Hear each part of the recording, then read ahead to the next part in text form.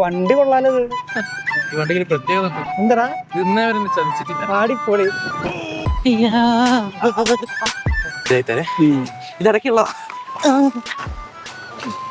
എടാ ഇതെന്തോ വലിയ രോഗമാണ് ഈ വണ്ടിക്ക്. ഇതിങ്ങനെയാണ് പണ്ടിറങ്ങാനായിട്ട്. ചേട്ടാ ഇവിടെ നിന്ന് ബസ് കിട്ടും. ബസ് ഇപ്പൊ വരും. പിന്നെ എടാ ഞാൻ മാറിക്കങ്ങട് മാറടാ ഇവിടെ. ഇത് പണി കൂടുതലാ. റസ്കാക്കുലറുണ്ടോ? ഇല്ല, ഫിക്സ് ആക്ഷൻ ഉണ്ട്. അത് നീ തന്നെ വലിച്ചാ മതി. ഇത് പെട്ടെന്ന് തീർക്കണം എനിക്ക്. എന്തിനാ? എനിക്ക് എന്റെ അനിയനെ പിക്ക് ചെയ്യാണ്ട്. അനി എന്ത് ചെയ്യുന്നേ?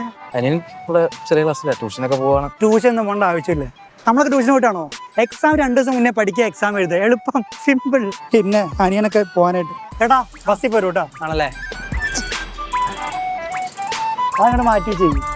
അല്ല, വണ്ടി സ്റ്റാർട്ട് ചെയ്യണ്ടേ? അതിനപ്പുറം 2 സ്ക്രൂ ഇല്ലേ, അതങ്ങോട്ട് വിളിച്ചാ. വണ്ടിയൊന്നും കാണുന്നില്ലല്ലോ. ഒരുപാട് 5 മിനിറ്റ്. ചേട്ടാ ഇത് ശരിയാൻ പോകുന്നില്ല.